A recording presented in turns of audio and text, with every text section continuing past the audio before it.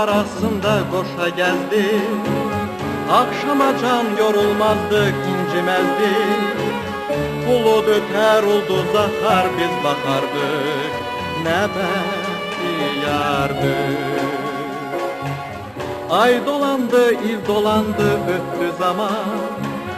Sonbaharda aramızı kesti duman. Döne döne o günleri hatırlarız. Ne behtiyardık. Ey alovlu günlerim, kalbimde yurt salan sevincim, kederim. Ah neleri neleri taptım, yitirdim. Ah neleri neleri taptım, yitirdim.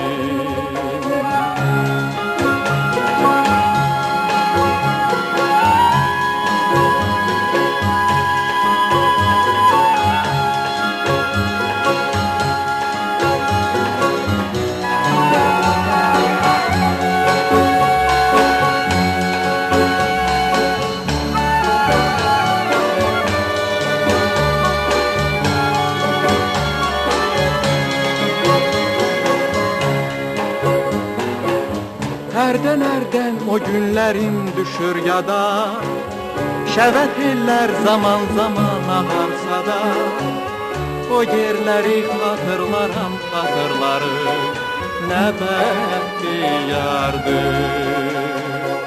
Ey alovlu günlerim, kalbimde yurt salan sevincim, kederim. Ah neleri neleri taptım, yitirdim. Ah neleri neleri taptım, yitirdim.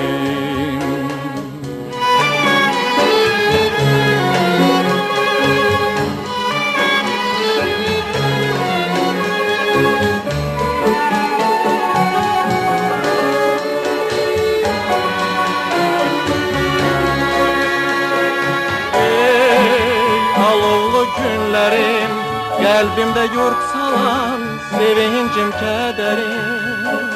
Ah neleri neleri taptım, yitirdim.